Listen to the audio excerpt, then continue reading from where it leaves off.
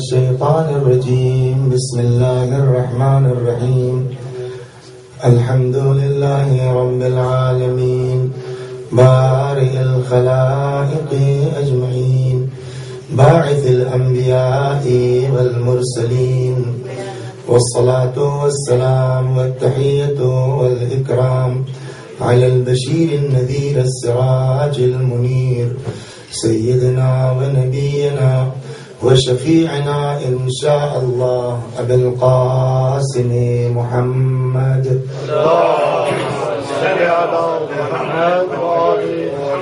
اللهم صل عليه وعلى أهل بيته مظاهر جمالك وجلالك الذين كلامهم نور وأمرهم رشد ووصيتهم التقوى وفعلهم الخير وعادتهم الإحسان وسجيتهم الكرم واللعن على أعدائهم الشاكين فيهم المنحرفين عنهم أجمعين أما بعد صدق الله تعالى حيث يقول وهو أصدق القائلين وقوله الحق أعوذ بالله من الشيطان الرجيم بسم الله الرحمن الرحيم وَلَنَبْلُوَنَّكُمْ بِشَيْءٍ مِّنَ الْخَوْفِ وَالْجُوعِ وَنَقْصٍ مِّنَ الْأَمْوَالِ وَالْأَنفُسِ وَالثَّمَرَاتِ وَبَشِّرِ الصَّابِرِينَ الَّذِينَ إِذَا أَصَابَتْهُم مُّصِيبَةٌ قَالُوا إِنَّا لِلَّهِ وَإِنَّا إِلَيْهِ رَاجِعُونَ صلوات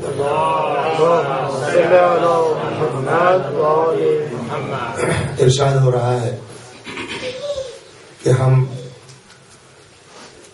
ضرور بے ضرور حتماً تم سب کو آزمائیں گے، کبھی خوف کے ذریعے سے، کبھی بھوک کے ذریعے سے، وَنَقْصٍ مِّنَ الْأَمْوَالِ اور کبھی مال کی کمی کی وجہ سے، وَالْأَنفُسِ وَالثَّمَرَاتِ اور نفسوں کے ذریعے سے، پھلوں کے ذریعے سے۔ اور جو لوگ ان بلاؤں اور مصیبتوں پر یہ کہتے ہیں کہ انا للہ و انا الیہ راجعون، آپ ایسے صبر کرنے والوں کو بشارت دے دیجئے کہ ان پر اللہ کی طرف سے صلوات کا نزول ہوتا ہے، رحمت کا نزول ہوتا ہے، اور یہی وہ لوگ ہیں جو ہدایت یافتہ ہیں۔ کل کی گفتگو جو تھی وہ جوع کے متعلق، بھوک کے متعلق۔ ایک بندے مومن نے کل اچھا سوال کیا بعد مجلس کہ ٹھیک ہے اگر آدمی بھوکا ہے، پریشان ہے، اور وہ ہمارے سامنے آ کے مطالبہ کرتا ہے، جیسا کل عرض کیا گیا کہ آپ کی یہ ذمہ داری نہیں ہے کہ یہ سچ بول رہا ہے کہ جھوٹ بول رہا ہے۔ آپ کے سامنے کسی نے آگے کہہ دیا تو آپ اس کی مدد کیجیے، نیت کا جاننے والا ہوا۔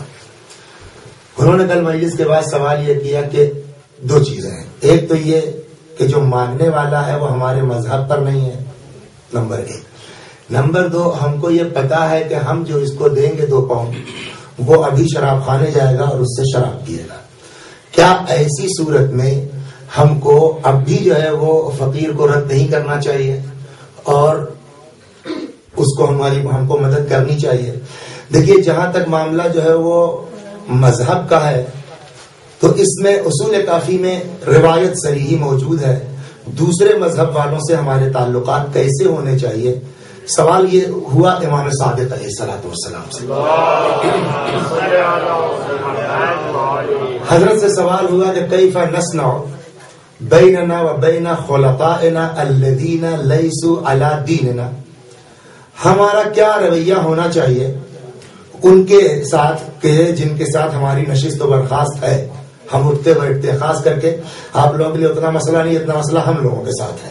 تو یہ جو ہے وہ حدیث ہم لوگوں کو ہر وقت ذہن میں رکھنی چاہیے کہ اس نے آگے پوچھا کہ کیف نصنع بیننا و بین خلطائنا الذین لیسوا علی دیننا، کہ ہمارا رویہ کیا ہونا چاہیے ان لوگوں کے ساتھ جن کے ساتھ ہم اٹھتے بیٹھتے ہیں، نشست و برخاست ہے، لیکن وہ ہمارے دین پر نہیں ہے، تو ہم ان کے ساتھ کیا رویہ اختیار کریں؟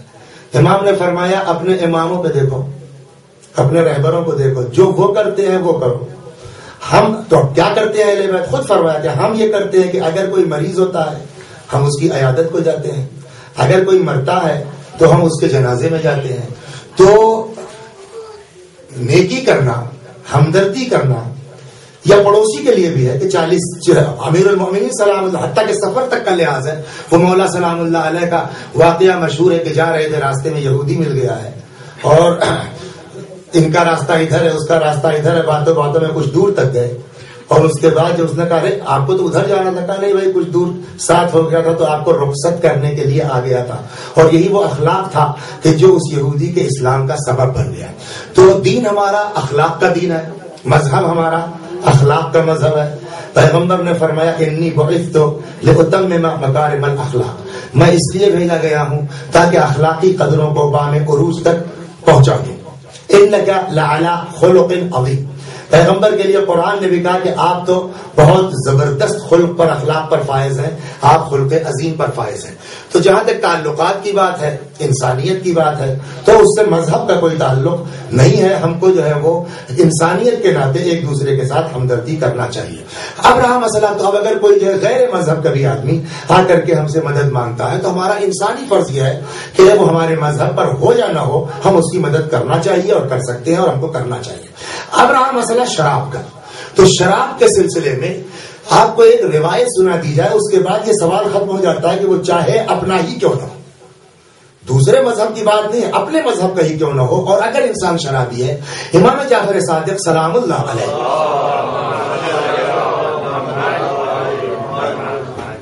حضرت کی ایک روایت نقل کی جاتی ہے کہ اگر شراب کا ایک قطرہ کسی کنویں میں گر جائے، بہت عجیب حدیث ہے واقعا، شراب کا ایک قطرہ، اس کو بہت غور سے سنیں.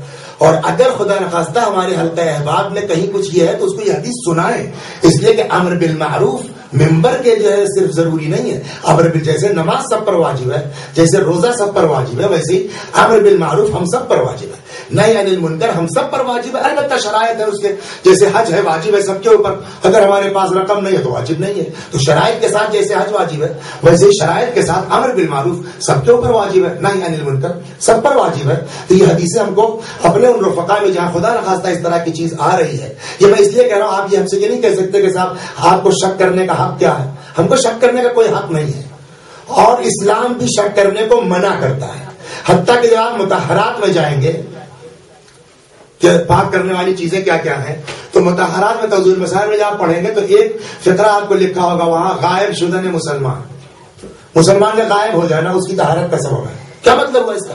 مثلا یہ ہے کہ آپ کے سامنے ایک بندے مومن کوئی ہے، فرض کیجئے اس کی آغوش میں بچہ ہے، آپ کے سامنے اس کے بیٹے نے اس کے اوپر پیشاب کر دیا، آپ دیکھ رہے ہیں وہ نجیس ہو گیا، لیکن وہ چلا گیا اور اتنی دیر کے بعد واپس آیا کہ جتنی دیر میں اس لباس کو دھلا جا سکتا تھا، سکھایا جا سکتا تھا یا تبدیل کیا جا سکتا تھا، اب وہ آیا، اس نے تبدیل کیا کہ نہیں کیا، آپ کو اس کو پاک ماننا ہے، غائب شدہ نہیں. تو ہم کسی کے اوپر شک نہیں کر سکتے. یا فرض کیجئے ایک آدمی ہمارے پاس جو ہے وہ 12 بجے سے لے کر کے اور 4 بجے کے تک ہے درمیان میں، اس بیچ اتفاقاً 15 منٹ کے لیے صرف ہٹ گیا تھا، ہم کو حق نہیں کہنے کا کس نے نماز نہیں پڑھی. وہ 15 منٹ کے لیے جو ہماری نظروں سے غائب ہوا تھا، ہو سکتا ہے کہ اسی لیے گیا ہو نماز پڑھنے کے لیے، تو ہم کو شک کرنے کا. لیکن میں جو بات کہہ رہا ہوں وہ اپنی آنکھوں دیکھی، سفر کرتے ہیں نا، آپ لوگ بھی جانتے ہوں گے، آپ نے بھی دیکھا ہوگا، کوئی نئی بات. یہاں عموماً لڑکے آتے ہیں بحیثیت اسٹوڈنٹ کے، بحیثیت پڑھنے کے، آتے ہوئے بھی نظر آتا ہے، جاتے ہوئے بھی نظر آتا ہے. جیسے ہی آپ فلائٹ پر جائیے اور ایئر ہوسٹس آتی ہے صاحب وہ ڈرنک کے لیے، تو ہم جیسے جو ہے وہ ان پڑھ لوگ، جاہل لوگ جو ام الخبائث کی جو ہے وہ حیثیت سے واقف نہیں، وہ تو بیچارے جو ہے وہ جوس مانگ لیتے، بلکہ اپنی تو ہم نے وہاں بھی تبلیغ شروع کر دی. وہ جب اتفاق سے وہ لڑکا تھا وہ آیا، کہنے لگا آپ کیا پیئیں گے آپ؟ تو میں نے کہا کہ پہلے حدیث سن لو. اسے سنا، اس نے یوں دیکھا، کہنے کیا؟ میں نے کہا کہ امام فرماتے ہیں کہ جو ہے وہ لو یعلم الناس ما فی التفاح لما دعوا مرضاهم الا به، اگر لوگوں کو پتا چل جاتا کہ سیب کی کیا خصوصیت ہے تو وہ اپنے مریضوں کا علاج سیب کے علاوہ کسی اور چیز سے نہ کرتے، اور یہ سیب مفید ہے خاص کر کے قلب کے لیے. اب بتاؤ کل خیر ہو تو اس نے ایپل کا جوس دے. تو ہم جیسے لوگ جو ہے جو اس کی بات وہی نظر آتا ہے، نہیں آتا ہے کہ عام آدمی تو بیچارہ کوئی ایپل لے رہا ہے، کوئی یہ لے رہا ہے، کوئی یہ فوراً وہ ٹیم چاہیے. تو یہ چونکہ نظر آتا ہے اس لیے شک کی بات نہیں ہے. اگر خدا نخواستہ کوئی ایسا طالب علم ایسا اسٹوڈنٹ ہمارے معاشرے میں آ جائے تو اس کو یہ حدیث ضرور سنائیے گا. تو امام فرماتے ہیں کہ اگر شراب کا ایک قطرہ کسی کنویں میں گر جائے، عجیب ہے واقعہ، اور اس کنویں کا پانی باہر نکالا جائے، کسی زمین پر بہ جائے اور اس پانی کی وجہ سے اس زمین پر گھاس اگائے اور اس گھاس کو میرا گھوڑا کھا لے، امام فرماتے ہیں میں اس گھوڑے پر سواری نہیں کروں گا. اب اس سے تو اندازہ ہو گیا نا کہ شراب کیا ہے. اب یہاں سے سوال کا جواب واضح ہو گیا کہ اگر مسلم ہے مسلم نہیں ہے تو انسانیت کے تحت ہم کو مدد کرنی چاہیے، چاہے اپنا ہو چاہے غیر ہو، اس لیے کہ اسلام انسانیت کا مذہب ہے، اسلام جو ہے وہ اخلاق کا مذہب ہے. لیکن اگر شراب یہ پتا ہے کہ ہماری اس مدد سے انسان شراب پیے گا تو پھر یہاں کے اوپر تاکید کی جاتی ہے کہ شرابی کی مدد نہیں کرنی چاہیے. صلوات اللہ. اگر ہم کو یہ یقین تو یہ اتنی گفتگو ہوئی. کل جو بزرگوار نے جو ہے وہ فرمایا تھا بہت اچھی بات تھی، بہت اچھا سوال تھا ان کا جو ہے کہ تاکہ ہمارے نوجوانوں کے ذہن میں یہ بات آ جائے. آج جو گفتگو ہونی ہے، میں نے کل عرض کیا تھا کہ دونوں تقریباً ملے جلے فقرے ہیں. وَلَنَبْلُوَنَّكُمْ بِشَيْءٍ مِّنَ الْخَوْفِ وَالْجُوعِ، اور دوسرا فقرہ تھا وَنَقْصٍ مِّنَ الْأَمْوَالِ، ہم تمہیں آزمائیں گے ضرور، کبھی بھوک کے ذریعے سے، وَنَقْصٍ مِّنَ الْأَمْوَالِ، اور مال کی کمی کے ذریعے سے. تو بھوک بھی تو مال کی کمی ہی کی بنیاد پر ہے. تو کل جو ہے جوع کے متعلق گفتگو ہے، آج مال کی کمی کے متعلق کہ یہ بھی جو ہے وہ دولت اور غربت. مال کی کمی کو اردو میں کیا کہیں گے؟ غربت. عربی میں کیا کہیں گے؟ فقر. فارسی میں کیا کہیں گے؟ مثلا بے پولی. تو اصل چیز ہے فقر. فقر کے مقابلے میں آتی ہے ایک چیز غنا، مالداری، دولت. اب آج ہم یہ گفتگو کریں گے کہ واقعی اسلام کا نظریہ کیا ہے. اسلام فقر کو اچھا سمجھتا ہے یا اسلام دولت کو اچھا سمجھتا ہے؟ ہم جب روایت میں جائیں گے تو ہم کو فقر کے خلاف بھی حدیثیں ملیں گی، فقر کی حمایت بھی حدیثیں ملیں گی. ہم کو جو ہے وہ فقر کے خلاف بھی روایت مل جائے گی، ہم کو دولت کے خلاف بھی روایت مل جائے گی. اور وہاں پہنچنے کے بعد آدمی ایک عجیب سے الجھن کا شکار ہو جاتا ہے کہ واقعی اسلام میں غربت کی حیثیت زیادہ ہے یا دولت کی حیثیت زیادہ ہے. آج انشاءاللہ جو ہے وہ پہلے یہ دونوں قسم کی حدیثیں نقل کی جائیں گی کہ غربت بری ہے، غنا بری ہے، غربت اچھی ہے، غنا اچھی ہے. پھر اس کے بعد درمیان کا راستہ کیا ہونا چاہیے اس پر انشاءاللہ گفتگو ہوگی، مگر ایک اچھی سی صلوات کے بعد.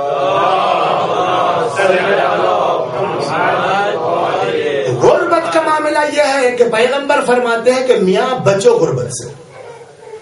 فقر انسان کو کافر بنا سکتا ہے. چنانچہ فرماتے ہیں رسول اللہ کاد الفقر ان یکون کفرا، ممکن ہے کہ فقر انسان کو کہاں لے جائے؟ کفر کی منزل تک پہنچا دے.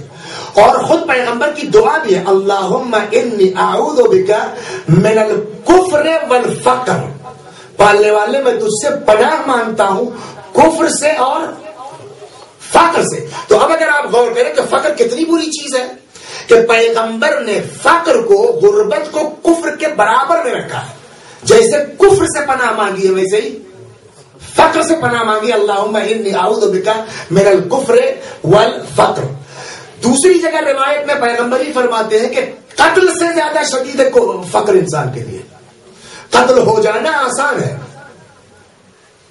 مر جانا آسان ہے، مگر فقر کے ساتھ زندگی گزارنا یہ قتل سے بھی زیادہ مشکل ہے. چنانچہ فرماتے ہیں الفقر اشد من القتل، فقیری، غربت، بے پولی، پیسے کا نہ ہونا، محتاجی، یہ قتل سے زیادہ تکلیف دہ ہے.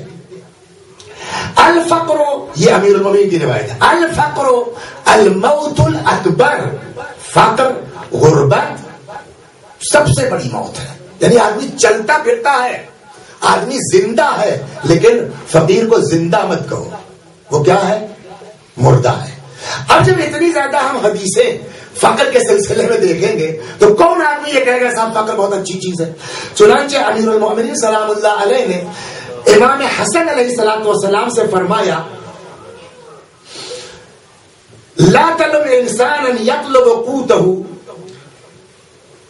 ملامت، جیسا کلر سے مت کرو ملامت اس انسان کی جو اپنی روزی کے لیے تگ و دو کر رہا ہے، رکشہ چلا رہا ہے، ٹیکسی چلا رہا ہے، محنت کر رہا ہے، مزدوری کر رہا ہے، یہودی کے باغ میں کام کر رہا ہے. لا تلم انسانا یطلب قوتہ، مت ملامت کرو انسان جو اپنی روزی روٹی کے لیے مشقت کرتا ہے، چاہے دیکھنے میں ہلکا ہی معاملہ کیوں نہ ہو. کیوں؟ فمن عدم قوتہ، جس کے پاس کھانے کو نہیں ہے، جس کے پاس غذا نہیں ہے، کثرت خطایا، اس کے یہاں پھر خطائیں بڑھتی جاتی ہیں. یا بنائی الفقیر و حقیر، بیٹا فقیر کو دنیا ذلیل سمجھتی ہے. فقیر، اور یہ فقیر اور حقیر اس کے ترجمے ضرورت نہیں ماشاءاللہ سے. الفقیر و حقیر، فقیر حقیر ہے. لا يسمع کلامہ ولا يعرف مقامہ، نہ فقیر کی کوئی بات سنتا ہے، وہ چاہے جتنا بڑا آدمی ہو، لیکن اگر فقیر ہے بیچارہ تو اس کی کوئی حیثیت. ایک میں تھوڑا سا مس کر رہا ہوں مرحوم میسم کا واقعہ یا مرحوم کوئی یا کوئی ابھی جو مرجع تھے وہ نہیں، پہلے ایک کوئی تھے، وہ شارح نہج البلاغہ یا ان کی داستان ہے، یا ایک اور شارح نہج البلاغہ ہے جناب میسم بحرانی، لبنان کے تھے بہرحال. تو یہ بالکل خانہ نشین رہتے تھے، اپنا جو ہے علمی کام کرتے تھے. تو بڑا اصرار جو ہے لوگوں نے، بھائی آپ میدان میں آئیے، آپ باہر آئیے، آپ نجف آئیے. تو انہوں نے جو ہے وہ فقر کے، غریب آدمی تھے، فقر کے خلاف شعر لکھ کے بھیج دیا. مگر اس وقت جو علماء تھے وہ ان کے اس شعر سے اور ان کے اس قول سے متفق نہیں تھے. اس کے جواب میں شعر کہا گیا. بہرحال بڑا اصرار ہوا تو یہ آئے، نجف پہنچے. نجف میں کہیں دعوت تھی، غریب آدمی بیچارے عام طریقے سے معلوم ہے کہ یہ میسم بحرانی ہے یا سید کوئی شارح نہج البلاغہ، بہت بڑی شخصیت ہے. وہاں پہنچے جو ہے وہ تو انہیں لباس اچھا ہے، پھٹے پرانے جو ہے کپڑے پہنے ہوئے ہیں، کسی نے کوئی خاص توجہ بھی نہیں کی. چلے گئے. تھوڑی دیر کے بعد پھر بن ٹھن کر کے بہترین قبا اور بہترین امامہ اور زبردست جو ہے وہ شکل و صورت بنا کر کے، اب آئیے تشریف لائیے، آئیے حضور تشریف لائیے، اور لے جا کے دسترخوان میں بٹھلایا گیا اور سامنے رکھا گیا. تو انہوں نے کیا کیا، مرحوم میسر بحرانی ظاہر ہے اپنی قبا یوں لی اور اس میں ڈالنا شروع کیا. بسم اللہ بسم اللہ، قبا جو ہے اس میں پیالے میں ڈال کر کے بسم اللہ. بھائی کیا کر رہے ہیں؟ کہ بھیا ابھی آدھا گھنٹہ پہلے میں آیا تھا، میری طرف کسی نے توجہ نہیں کی.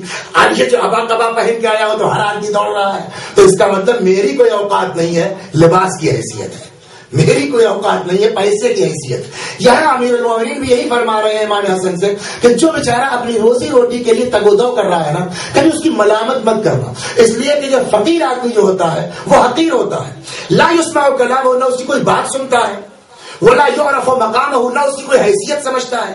ولو كان الفقیر صادقا، اگر بیچارہ غریب آدمی فقیر آدمی سچ بھی بولے گا نا تو یسمونہ کاذبا، تو اس کو پبلک جھوٹا کہے گی. ولو كان زاہدا یسمونہ جاہلا، اگر وہ زاہد ہے پرہیزگار ہے تو اس کو لوگ جاہل کہیں گے. یا بنائی من ابتلی بالفقر، اے بیٹا اگر کسی کے اوپر فقر آ جائے، فقر سے آزمائش ہو جائے، ابتلیا باربع خصال، یعنی یہ جو آزمائش قرآن کہہ رہا ہے کہ وَلَنَبْلُوَنَّكُمْ بِشَيْءٍ مِّنَ الْخَوْفِ وَالْجُوعِ وَنَقْصٍ مِّنَ الْأَمْوَالِ، ہم مال کی کمی کے ذریعے آزمائیں گے. تو یہاں امام فرماتے ہیں کہ اگر کسی کی آزمائش فقر کے ذریعے ہو گئی تو یہ ایک فقر نہیں ہے، ابتلیا باربع خصال، اس فقر کے ذریعے سے 4 چیزوں کی ایک ساتھ انسان کی آزمائش ہوتی ہے. نمبر 1 بالضعف فی یقین، یقین میں کمزوری تو نہیں آ رہی ہے غربت کی وجہ سے، اس کی بھی آزمائش. اس لیے کہ آدمی فقیر ہوگا تو اس کا یقین بھی جو ہے ڈاما ڈول ہونے لگتا ہے. والنقصان فی عقلہ، پیسہ ہوتا ہے تو عقل بھی کام کرتی ہے، غربت ہوتی ہے تو انسان کی عقل بھی جو ہے وہ اتنا کام، تو یہ بھی آزمائش ہوتی ہے کہ یہ عقل تو فیل نہیں ہو رہی ہے اس کی. والرقۃ فی دینہ، دین میں سستی آ جاتی ہے. وقلت الحیاء فی وجہہ، اور جب آدمی کے پاس پیسہ نہیں ہے تو ظاہر سی بات ہے کہ اپنی زندگی چلانے کے لیے آدمی حیا بیچ کر کے آگے آدمی کے ہاتھ پھیلاتا ہے. تو حیا کا بھی امتحان ہوتا ہے، اس کے دین کا بھی امتحان ہوتا ہے، اس کے یقین کا بھی امتحان ہوتا ہے. فنعوذ باللہ من الفقر، بس اللہ کی پناہ مانگو، اللہ سے فریاد کرو کہ خدا سب دینا فقیری مت دینا، سب دینا غربت نہ دینا. دوسری روایت مولا سلام اللہ علیہ سے ہے جو اپنے دوسرے فرزند جناب محمد ابن حنفیہ سے فرمایا. وہاں بھی فرماتے بنائی انی اخاف علیک الفقر، مجھ کو ڈر ہے صرف تم سے کہے گا غربت کا، فقر کا. فاستعذ باللہ من، اے بیٹا میں بہت ڈرتا ہوں تمہارے لیے فقر سے. فاستعذ باللہ من الفقر، اللہ سے فریاد کرتے رہو کہ خدا سب دے مگر فقر نہ دے، غربت نہ دے. فإن الفقر منقصۃ للدین، وہی جملہ یہاں بھی ہے کہ فقیری جب آتی ہے تو دین بھی انسان کا ناقص ہو جاتا ہے. پھر آدمی جھوٹ بولنے لگتا ہے، پھر آدمی زندگی چلانے کے لیے کچھ بھی کر سکتا ہے. منقصۃ فی الدین، فقر انسان کے دین میں نقصان پیدا کرتا ہے. مدحشۃ للعقل، عقل بھی بیچارے کی ہلکی ہو جاتی ہے. داعیۃ للمقت، اور غربت جو ہے وہ ابھی خاندان کے سارے لوگ اگر ایک سے ایک پیسے والے ہوں اتنا مسئلہ نہیں ہوگا، لیکن اگر اسی خاندان میں 3 آدمی بیچارے فقیر ہو جائیں تو ایک ایک پائی کے لیے اور ایک ایک بالش کے لیے حصے کی جنگ شروع ہو جائے گی. تو فقر داعیۃ للمقت، کینے کا سبب بنتا ہے. انسان حتیٰ وطن میں بھی ہے اور اگر فقیر ہے تو اس کو مسافر سمجھو. پیغمبر فرماتے ہیں، مولا فرماتے ہیں الفقر فی الوطن الغربہ، وطن میں بھی انسان اگر فقیر ہے تو وہ گویا وطن میں نہیں ہے بلکہ عالم مسافرت میں ہے. یہ تو ہو گئی فقر کی مذمت میں. میرے خیال میں اس سے زیادہ کی ضرورت اور نہیں ہے، اتنا کافی ہے کہ فقر کی اتنی شدید مذمت کی گئی. ایک فقر کے ذریعے سے 4 چیزوں کا امتحان انسان کا ہوتا ہے. اب آئیے صاحب اس کے مقابلے میں فقر کی مدح بھی ہم کو مل جاتی ہے روایات میں، بالکل اس کا اپوزٹ. وہی پیغمبر جن کی حدیث ہم نے ابھی سنائی کہ فرمایا کاد الفقر ان یکون کفرا، فقیری جو ہے وہ انسان کو کافر بنا سکتی ہے. انہی حضرت سے روایت ہے کہ فرماتے ہیں الفقر فخری وبہ افتخر، فقر میرا فخر ہے اور میں اس پر فخر کرتا ہوں. ایک طرف پیغمبر ہی کا فقرہ ہے کہ فقر انسان کو کافر بنا سکتا ہے، خود فرماتے ہیں کہ فقر پر میں فخر کرتا ہوں. الفقراء اصدقاء اللہ، یہ فقیر کو معمولی مت سمجھو، یہ سب اللہ کے دوست ہیں. حبیب اللہ ہے رسول اللہ، اور یہ فقراء کیا ہے؟ اصدقاء اللہ، اللہ کے صدیق ہیں، اللہ کے دوست ہیں. تو ایک طرف جو ہے کفر کی طرف جا رہا ہے فقر، ایک طرف فقیری انسان کو اللہ کا دوست بنا رہی ہے. اللہم احینی مسکینا، اب وہی پیغمبر کی حدیث. اوپر کی دعا کیا ہے؟ اللہم انی اعوذ بک من الکفر والفقر. کیا دعا تھی پالنے والے؟ میں تجھ سے پناہ مانگتا ہوں کفر سے، میں تجھ سے پناہ مانگتا ہوں فقر سے. یہ دعا تھی پیغمبر کی نا. اب اسی پیغمبر کی دعا ہے کہ اللہم احینی مسکینا، پالنے والے ہم کو زندہ رکھ مسکینیت کے ساتھ، وتوفنی مسکینا، موت دے مسکینی کی حالت میں، واحشرنی فی زمرۃ المساکین، اور ہمارا حشر فرما فقراء کے ساتھ، مساکین کے ساتھ. تو وہی پیغمبر ایک طرف بالکل سیم جو اوپر حدیثیں گزری ہیں اس کا جسٹ جو ہے وہ 180 ڈگری اپوزٹ پیغمبر کی دعا یہ بھی ہے. وہاں کفر سے پناہ مانگ رہے ہیں، یہاں حیات میں بھی فقر ہو، موت بھی فقر کے عالم میں ہو، اور حشر بھی جو ہے فقراء و مساکین کے ساتھ ہو. الفقراء صلوات محمد الفقر ازین علی المؤمن من العذار الحسن علی خد الفرس. گھوڑے کو دیکھا ہے آپ نے؟ گھوڑے کا حسن کیا ہے؟ اب ظاہر بات ہے کہ میں کوئی بہت زیادہ ماہر نہیں ہوں، لیکن جو ہے وہ گھوڑے کی پیشانی پر یا چہرے پر کچھ اس طرح کے خوشنما چیزیں ہوتی ہیں جس سے اس کا حسن بڑھتا ہے، اور اس کو کہتے ہیں غر. جو پیشانی پہ ہوتا ہے اس کے جو ہے وہ حسن کا سبب بنتا ہے، چمکتی ہے. اور اسی بنیاد پر جو ہے وہ امیر المومنین کے القاب میں سے ایک لقب ہے غر المیامین، ہے نا. یہاں امام فرماتے ہیں کہ جیسے گھوڑے کے چہرے پر اس کے حسن کا سبب بنتا ہے وہ غر، الفقر ازین علی المؤمن من العذار الحسن، مومن کے لیے فقر اس سے زیادہ اس کے حسن کا باعث ہے. جیسے گھوڑے کے لیے اس کے حسن کا سبب وہ بنتا ہے ازار اس کا، ویسے ہی مومن کے لیے اس سے زیادہ حسن کا سبب ہے اس کا فقیر ہونا، اس کا محتاج ہونا. المصائب منح من اللہ والفقر مخزون عند اللہ. امام صادق علیہ السلام فرماتے ہیں کہ مصیبت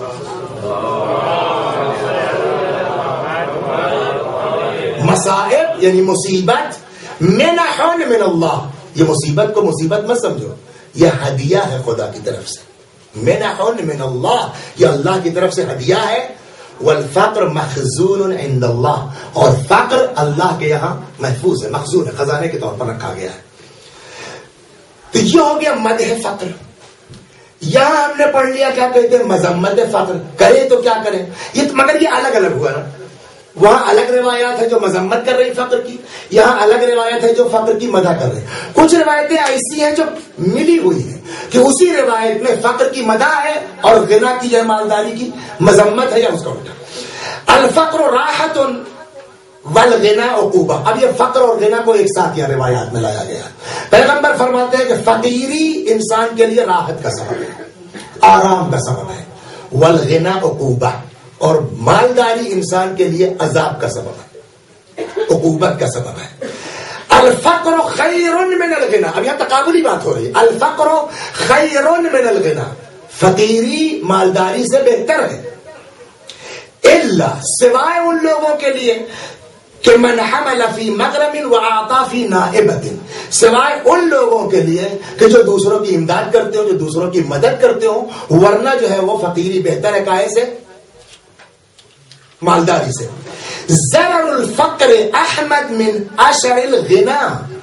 فقیری کا ضرر، نقصان، فقیر ہوگا تو آدمی پریشان ہوگا. فقیر ہوگا آدمی جو ہے وہ آپ 5 منٹ کے اندر مجلس میں چلے آئے، وہ بیچارہ آدھا گھنٹہ جو ہے بس میں جو ہے وہ دھکے کھاتا ہوا آئے گا. تو فقیری میں اذیت ہے، فقیری میں زحمت ہے.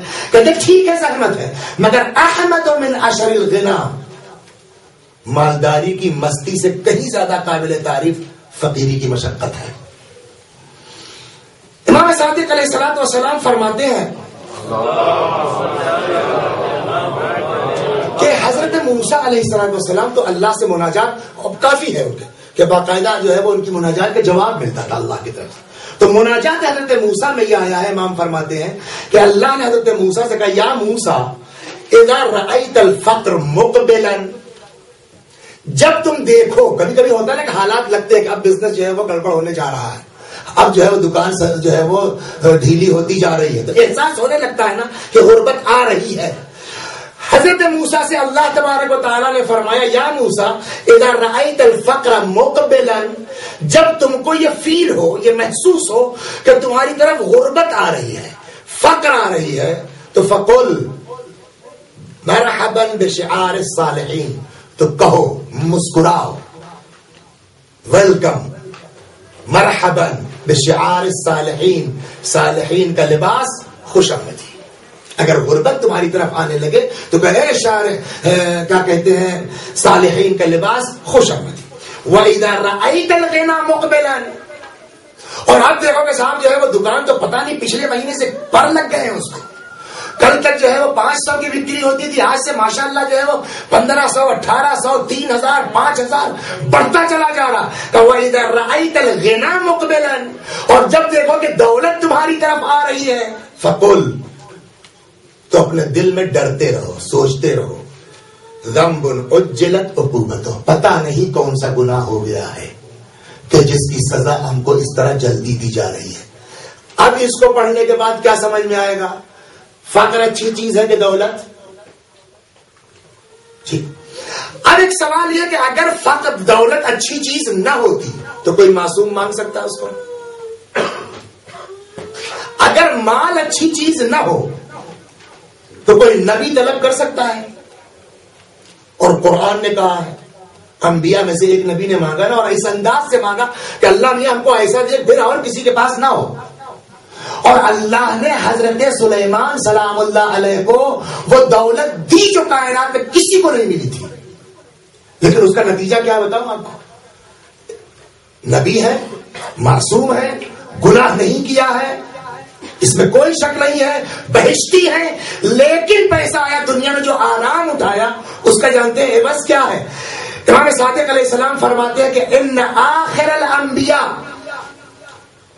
دخولا الی الجنہ سلیمان. نبی کتنے ہیں؟ 1,24,000. 1,24,000 میں 1,23,999 انبیاء جب بہشت میں چلے جائیں گے تب یہ سب سے آخر میں 24,000 جو حضرت سلیمان ہوں گے یہ بہشت میں داخل ہوں گے. اور یہ ایمان کا فرمانا ہے کہ ان آخر الانبیاء دخولا الی الجنہ، سب سے آخر میں جو بہشت میں داخل ہوں گے نبیوں میں وہ کون ہے؟ حضرت سلیمان سلام اللہ علیہ ایسا کیوں ہوگا؟ وہ جبکہ گناہ نہیں کیا ہے، معصوم ہے، بے خطا ہے، تو سکون تو رہا نا، مزے تو لیے نا دولت کے. وَذَلِكَ لِمَنْ أُعْطِيَ مِنَ الدُّنْيَا، یہ اس بنا پر ہے کہ جو آپ کو دنیا دی گئی تھی. اس لیے کہ حدیث کہتی ہے کہ دنیا مومن کے لیے قید خانہ ہے. آپ کو دنیا میں حکومت دی گئی، تھوڑا سا انتظار یہاں کیجیے.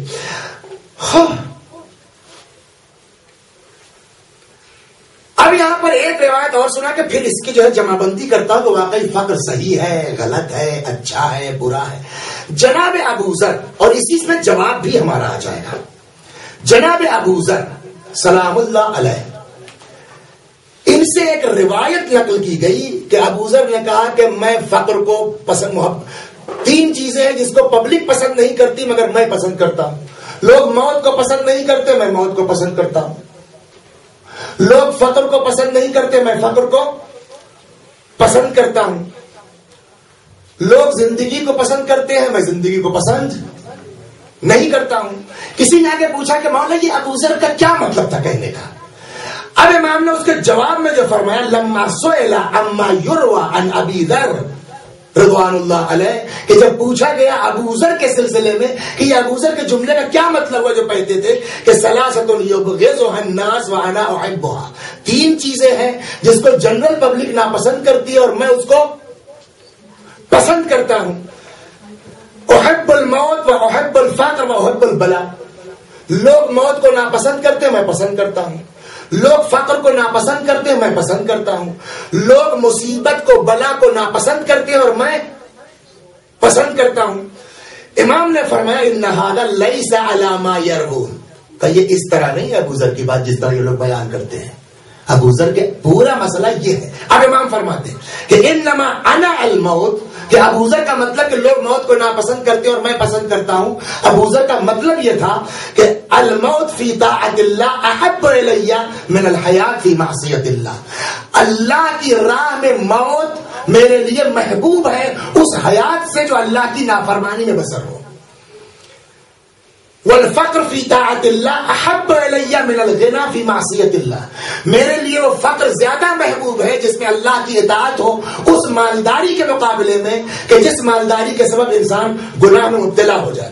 والبلاء فی طاعت اللہ، اور بلا اور مصیبت اللہ کی اطاعت میں احب الی من الصحۃ فی معصیت اللہ، اس صحت سے بہتر ہے میرے لیے وہ بلا اور مصیبت جو اللہ کی اطاعت میں ہو اس صحت کے مقابلے میں جس میں اللہ کی نافرمانی پائی جاتی ہو. تو اس کا مطلب یہ ہوا کہ ایک طرف جو ہے وہ فقر کو اچھا کہا گیا ہے، ایک طرف فقر کو برا کہا گیا ہے. پھر جب کمپیئر حدیث آتی ہے تو فقر کو اچھا ملتا ہے، غنا کو خراب کہا جاتا ہے. واقعاً کیا ہے، فقر اچھی چیز ہے یا فقر بری چیز ہے؟ تو اب جب دونوں کو اکٹھا کریں گے اور یہ ابو ذر کی روایت سامنے رکھیں گے تو ایک چیز نکل کے آئے گی، نہ فقر اچھی چیز ہے نہ فقر بری چیز ہے، نہ مالداری اچھی چیز ہے نہ مالداری بری چیز ہے. اس چیز کو سمجھانے کے لیے ایک اچھی سی سلوات پڑھے تو چھوٹی سی داستان سناتا ہوں.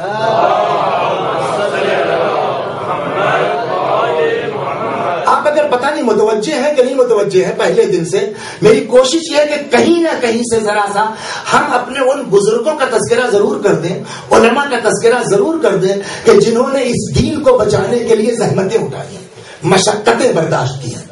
چنانچہ جو ہے وہ دو باپ بیٹے ہیں اور دونوں کے اخلاقیات مشہور ہیں. ایک نے کتاب لکھی اخلاق میں بنا میں جامع السعادات، ایک نے کتاب لکھی اخلاقیات میں بنا میں معراج السعادات. دونوں باپ بیٹے اور بڑے عظیم معلم اخلاق ہیں. جب ان کی جامع السعادات چھپی اور مارکیٹ میں آئی، لوگوں نے پڑھا تو اس میں ایک فقیر، کچھ لوگ ہوتے ہیں نا اپنے کو فقیر ظاہر کرنا، صوفی ٹائپ کے، فقیر منش آدمی نے، تاریخ دنیا نے ان کی کتاب کو پڑھا، مرحوم عراقی رحمت اللہ علیہ.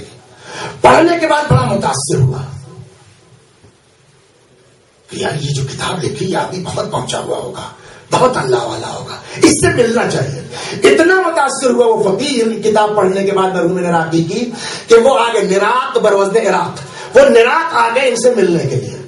اب آپ لوگ تو یہاں رہے، آپ لوگوں کو تو زمینداری کے وہ حالات پتا نہیں ہے، زمینداری آپ نے دیکھی نہیں، کیا عالم رہتا تھا زمینداروں کا، جو ہے وہ کیا ہنگامہ رہتا تھا. جناب مرحوم عراقی بھی اپنے علاقے کے زمینداروں میں تھے. تو اب زمینداروں میں ہے تو کھیت بھی ہے، جائیداد بھی ہے، کوٹھی بھی ہے، محل بھی ہے، مکان بھی ہے، نوکر بھی ہے، چاکر بھی ہے، گھوڑا بھی ہے، سب کچھ ہے۔ یہ فقیر ان کی کتاب پڑھ کر کے اس لیے یہ محسوس ہے کوئی بہت اللہ والا آدمی ہے، کوئی بہت متقی پرہیزگار ہے۔ تو متقی پرہیزگار سوچ کر کے ذہن میں کیا آیا کہ پھٹی قبا ہوگی، کمزور سا آدمی ہوگا، کھانے پینے کے لیے روکھی سوکھی ہوگی، چھپر سا مکان ہوگی، یہ تصور لے کر کے آیا۔ اب وہاں جب پہنچا دیکھا صاحب نوکر، چاکر، کوٹھی، مکان، زمینداری، سینکڑوں بیگھے جو ہے ایکڑ زمین، یہ اتنے پڑھے لکھے تھے، اتنے قریب تھے اللہ سے مرحوم نراقی، اتنی دولت کے باوجود کہ انہوں نے محسوس کر لیا کہ میرے بارے میں کیا سوچ رہا ہے۔ یہ لوگ لکھتے ہیں صرف، خود عمل ہے کہا تو فقیری اور غربت اور جو ہے للہیت پر اتنی موٹی کتاب لکھ دی اخلاقیات پر، اور خود دیکھیے صاحب یہ نوکر، یہ چاکر، یہ سب کچھ ان کے پاس ہے۔ مرحوم نراقی نے محسوس کر لیا کہ یہ بیچارہ سمجھ کے کچھ آیا تھا اور اس کو یہاں دکھائی کچھ اور دے رہا ہے، تو اس کو سمجھائے کیسے؟ دیکھیے کبھی کبھی یہ ہوتا ہے کہ آپ گھنٹوں تقریر کیجئے، ہم بھی الجھ کے رہ جاتے ہیں، نہیں سمجھ پاتے کہ کہہ کیا رہے ہیں، اور سامعین بھی چاہے سمجھ میں الجھ جاتے ہیں کہ آخر یہ مولانا کہنا کیا چاہتے ہیں۔ کبھی کبھی یہ صورتحال ہوتی ہے، لیکن کبھی کبھی عملی طور پر اگر سمجھا دیا جائے تو بات 1 منٹ میں سمجھ میں آ جاتی ہے۔ مرحوم نراقی نے فرمایا کہ کربلا چلو گے، اور یہ زمانہ بھی اتفاق چلیے زیارت کا ہے، کربلا چلو گے؟ وہ کہا صاحب میری بڑی آرزو ہے، چلو۔ اٹھے اور چل پڑے۔ ارے بس ایسے کہاں چلو، کربلا چلنا چلو۔ کچھ دور جانے کے بعد راستے میں اچانک وہ جو فقیر صاحب تھے جن کو مرحوم نراقی پر بڑا اعتراض تھا، انہوں نے کہا یہ حضور واپس چلیے۔ کیوں؟ کہ وہ آپ ایسا اچانک کھڑے ہو گئے چلنے کے لیے کہ میرا وہ جو کاسا تھا وہ بھول گیا میں آپ کے گھر پر، آپ کی کوٹھی میں۔ انہوں نے کہا یار ٹینشن مت لو، وہ چھوٹ گیا، میرے جیب میں پیسہ ہے، چلو نجف میں خرید دوں گا، کربلا میں خرید دوں گا، دوسرا کاسا مل جائے گا تم کو۔ کہ نہیں صاحب وہ تو جو ہے بڑا زبردست تھا اور ہندوستان سے آیا تھا اور ہاتھی کے دانت کا تھا اور کاہے کا تھا اور کاہے کا تھا۔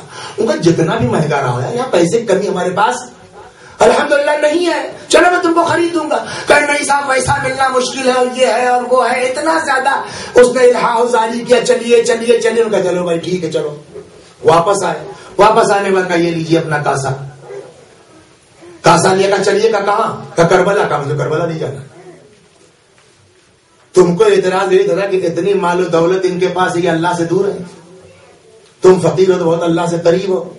میرے پاس اتنا سب کچھ ہے، نوکر چاکر، زمین جائیداد، گھوڑا گاڑی سب، لیکن جب کربلا کی بات آئی تو میں نے پلٹ کے دیکھا کہ میرے نوکروں کا کیا ہوگا، میں نے پلٹ کے دیکھا کہ میرے کھیت کا کیا ہوگا، میں نے پلٹ کے پوچھا میرے گھوڑے کو چارہ کون دے گا، تم نے کہا کربلا، میں نے کہا چلو۔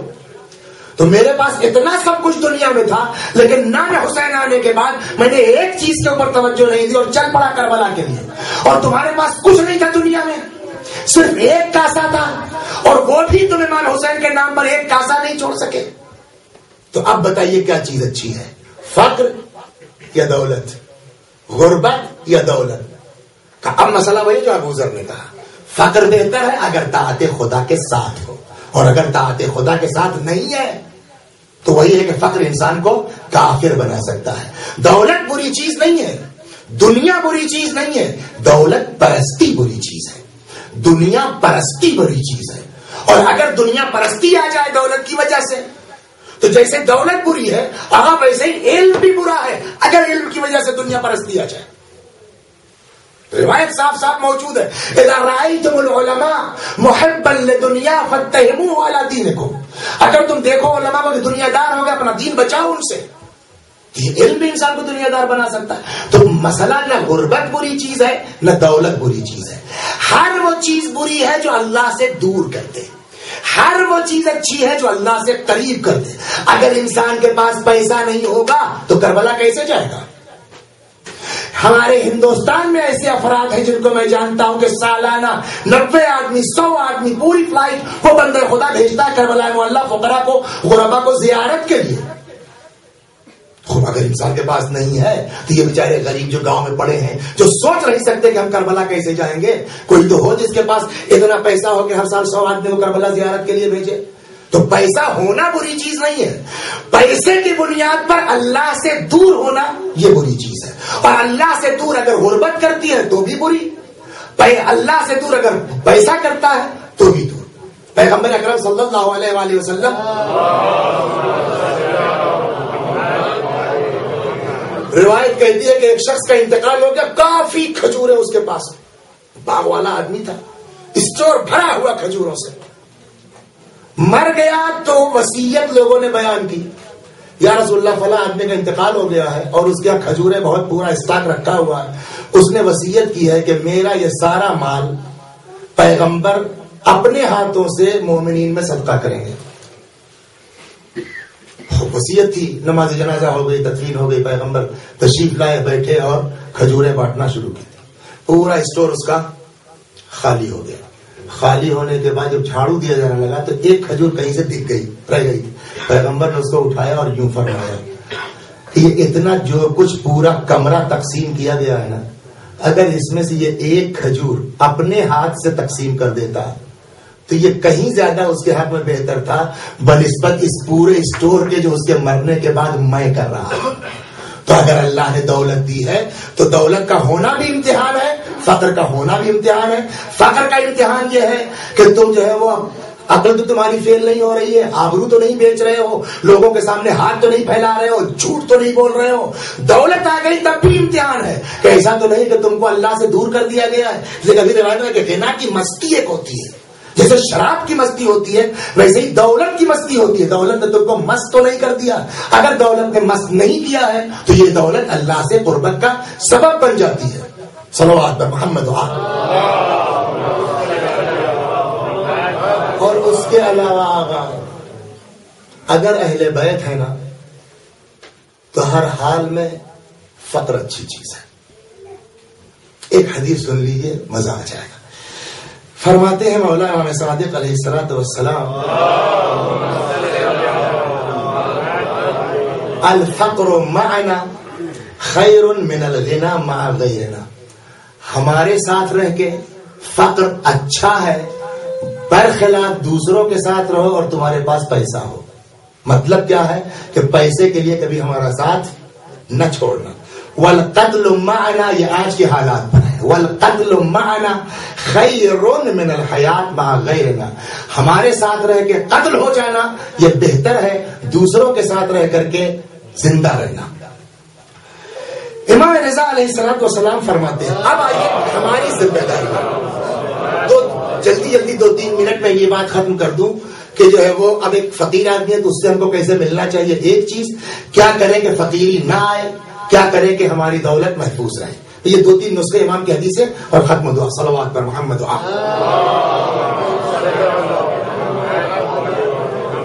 من لقی فقیرا مسلما فسلم علیہ خلاف سلامہ علی الغنی، اگر کسی مومن سے ملاقات ہوئی آپ کی اور وہ مومن غریب ہے، اس کو سلام کیا، اور اسی کے 10 منٹ بعد کسی ملیونر سے ملاقات ہو گئی، اس کو سلام کیا۔ سلام میں ڈفرنس ہوتا نہیں ہوتا؟ کیسے؟ سلام علیکم، آج تشریف رکھیے، کب آئے آپ؟ اور 5 منٹ کے بعد سلام علیکم، تشریف لائیے، کیسا مزاج ہے، کب تشریف لائے؟ یہ فرق ہوا نا فقیر کو سلام کرنے میں اور غنی کو سلام کرنے میں۔ امام رضا علیہ السلام فرماتے ہیں کہ اگر تمہارے سلام میں ڈفرنس ہو جائے کہ غریب کو اس کی غربت کی وجہ سے اور انداز سے سلام کرو، مالدار کو اس کے پیسے کی وجہ سے اور انداز سے سلام کرو، تو مولا فرماتے ہیں کہ لقی اللہ عز وجل یوم القیامہ وہو علیہ غضبان، اگر صرف اتنا ذرا سی چینجنگ تم نے کر لی کہ مسکرا کے زیادہ تم نے پیسے والے کو سلام کیا اور فقیر کو منہ بنا کے سلام کیا، تو قیامت میں اس عالم میں خدا سے ملاقات کرو گے کہ وہو علیہ غضبان، اللہ ایسے شخص پر ناراض ہوگا، اللہ ایسے شخص پر غضبناک ہوگا۔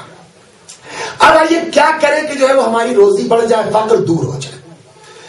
یہاں پیغمبر فرماتے ہیں رشتہ داروں کو خیال کرو، اگر چاہتے ہو کہ روزی بڑھ جائے، اپنے بھائی بھتیجے خاندان کراچی میں ہے، لاہور میں ہے، دلی میں ہے، امروہہ میں ہے، نوگاوا میں ہے، کہیں بھی ہے، اپنے خاندان والوں کے ساتھ مل کے رہو. فائدہ کیا ہوگا؟ تزید فی العمر تنفی الفقر، عمر میں اضافہ ہوگا اور فقیری دور ہوگی. مولا امیر المؤمنین سلام اللہ علیہ فرماتے ہیں داو الفقر، اپنی غربت کا علاج کرو. کاہے کے ذریعے سے؟ بالصدقۃ والبذل، اپنی فقیری کا علاج کرو صدقے کے ذریعے سے، اور اپنی غربت کا علاج کرو بذل و بخشش کے ذریعے سے، دوسروں کو خدمت کر کے. امام باقر علیہ السلام فرماتے ہیں البر والصدقۃ السر، نیکی اور صدقۃ السر خاموشی سے.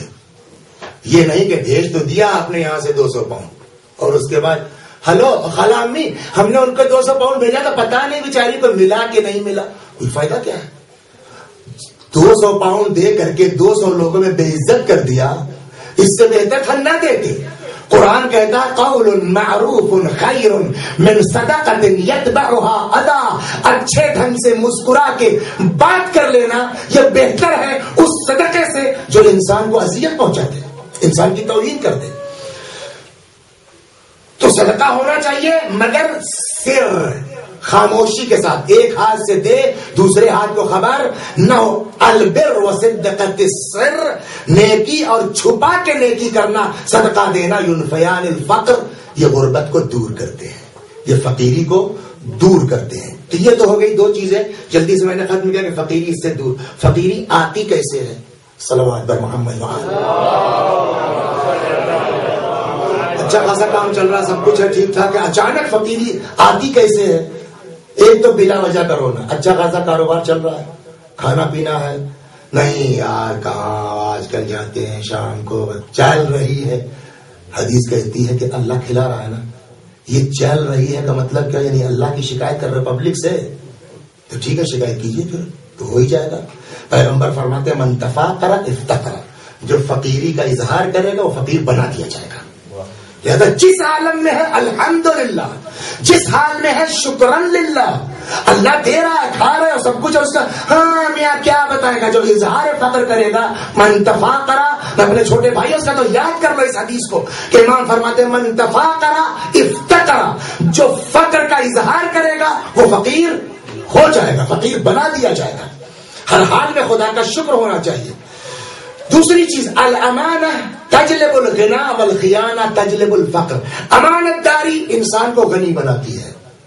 لاکھ پریشان ہو آدمی امانت دار رہے، اگر خیانت کیا انسان نے تو خیانت فقر کا سبب بنتی ہے. والخیانہ تجلب الفقر، خیانت انسان کو فقیر بنا دیتی ہے. اللہ اکبر. اور آخری چیز جو ہمارے لیے صلوات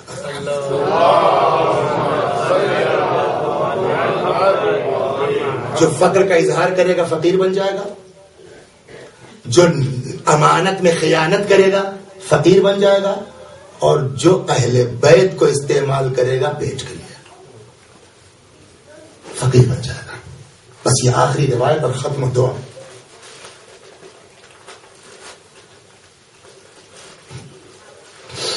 امام باقر علیہ السلام فرماتے ہیں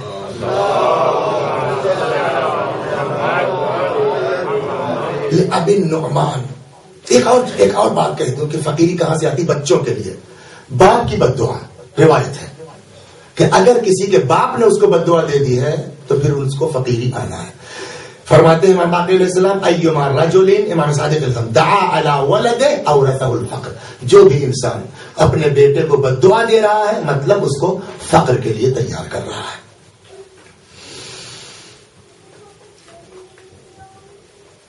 ابی النعمان، امام نے کس سے فرمایا؟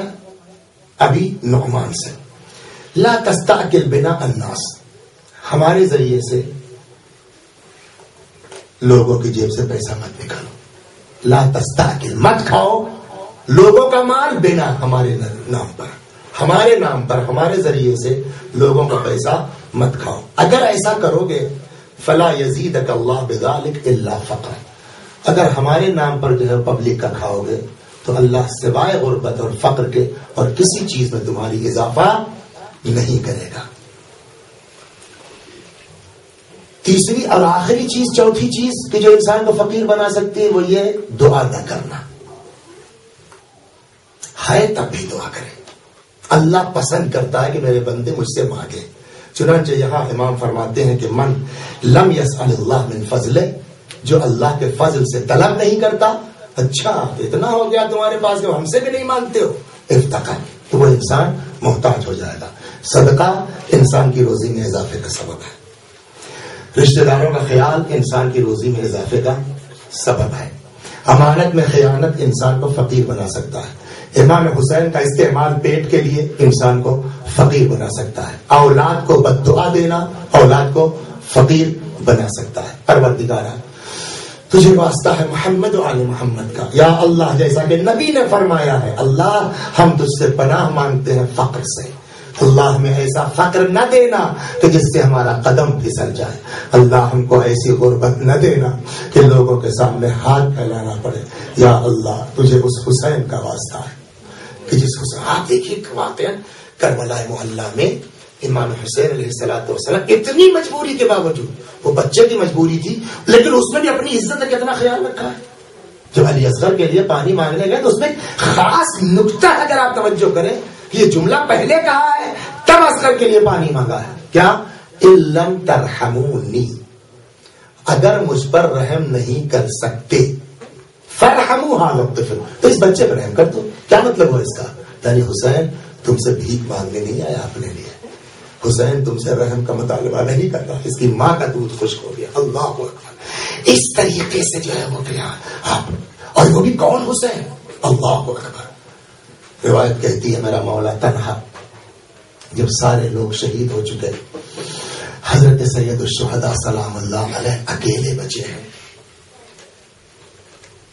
میدان میں آئے، دشمن کا سپاہی کہتا ہے کہ میں نے اپنی زندگی میں اتنا بہادر آدمی نہیں دیکھا کہ ایک بھری دوپہر میں جس کے بھائی بھتیجے بھانجے سب مار دیے گئے ہوں اور وہ خود بھوکا اور پیاسا ہو۔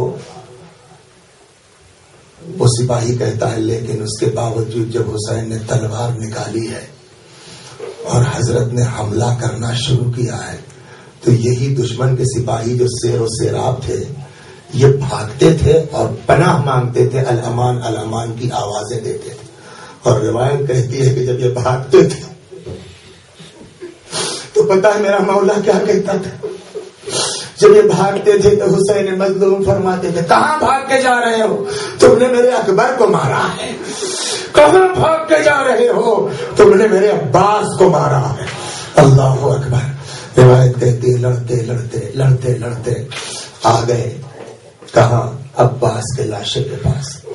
انہوں نے اسب کھینچ لی۔ میرے بھائیو پڑھنا آسان ہے، سننا آسان ہے، ذرا تصور کیجئے سر پھٹ چکا ہے، جسم پر بازو نہیں ہے، کوئی جگہ ایسی نہیں ہے جو ظالم بچی ہو، اور اس عالم پہ حسین کی جب نظر پڑی ہوگی میرے مولا کا عالم کیا ہوا ہوگا تاریخ میں کہ انہوں نے اسب کھینچ لی، گھور کے غور سے اپنے بھائی کے لاشے کو دیکھا اور ایک جملہ فرمایا، عباس اٹھو اپنے پیاسے بھائی کی جنگ دیکھو، اٹھو اپنے پیاسے بھائی کی جنگ دیکھو۔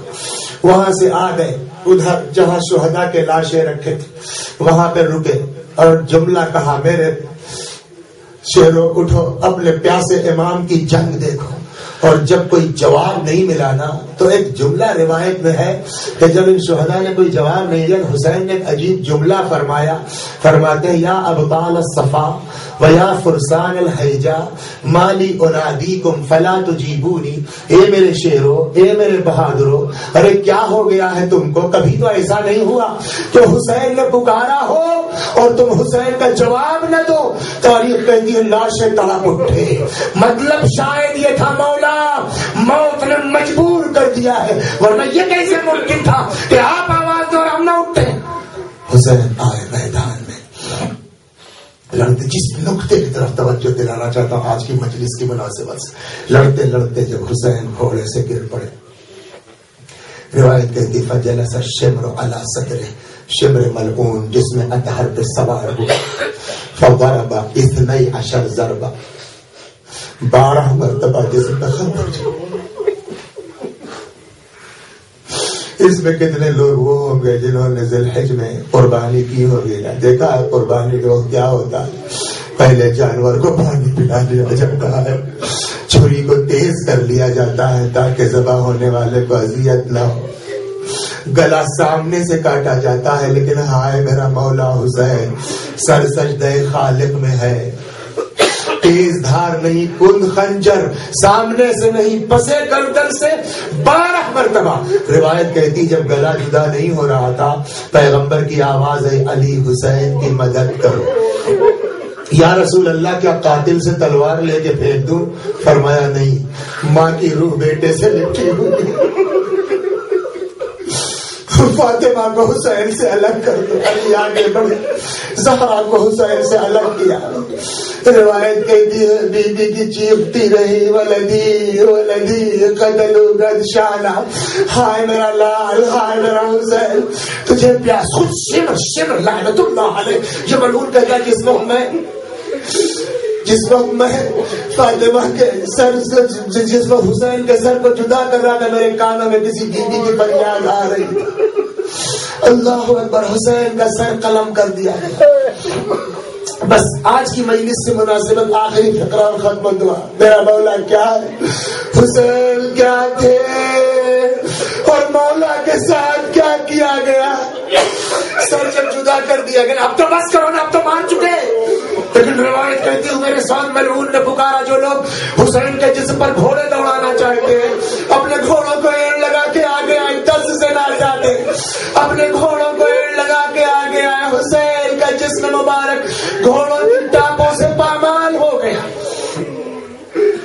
اب آپ بتائیے امام کے جسم پر کتنے قسم کے زخم رہے ہوں گے. کہیں تیر کا زخم, کہیں تلوار کا زخم, کہیں گھوڑوں کی ٹانپوں کا زخم ہے نا.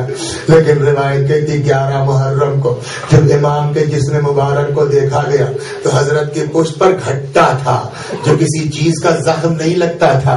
کسی نے امام سجاد سے پوچھا مولا آپ کے بابا کی پیٹھ پر وہ گھٹا کیسا تھا؟ فرمایا میرا باپ حسین مدینے میں رات کی تاریکی میں روٹیوں کی بوریاں لاد لاد کر کے غریبوں کے گھروں میں پہنچاتے تھے. یہ ان بوریوں کے گٹھروں کا نشان ہے جو حسین کی پشت. وَسَيَعْلَمُ الَّذِينَ ظَلَمُوا أَيَّ مُنْقَلَبٍ يَنْقَلِبُونَ إِنَّا لِلَّهِ وَإِنَّا إِلَيْهِ رَاجِعُونَ.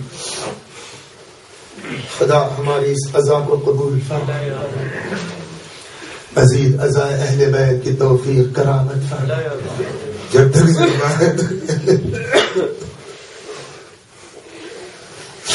مرنے کے بعد جوار معصومین بھی جگہ کرامت فرمائے. یا اللہ ہماری اولاد کو, ہماری ازواج کو, ہماری آنکھوں کی ٹھنڈک قرار دے, انہیں ہماری نجات کا ذریعہ قرار دے. پروردگارا جو بھی زائد حسین کی زیارت کے لیے گئے, پروردگارا ان کی حفاظت فرما, ان کو صحیح و سالم ان کے وطن واپس پلٹا. ہم سب کو اس دنیا میں قبر حسین کی زیارت, آخرت میں شفاعت حسین نصیب فرما. ہمارے مولا, ہمارے آقا, ہمارے مالک, ہمارے صاحب, ہمارے سید و سردار امام زمانہ کو ہم سے راضی اور خوشنود فرما. حضرت کے ظہور میں تعجیل فرما, ہمیں آقا کے غلاموں میں شمار فرما. وَسَيَعْلَمُ الَّذِينَ ظَلَمُوا أَيَّ مُنْقَلَبٍ يَنْقَلِبُونَ إِنَّا لِلَّهِ وَإِنَّا إِلَيْهِ رَاجِعُونَ. وآخر دعوانا أن الحمد لله رب العالمين.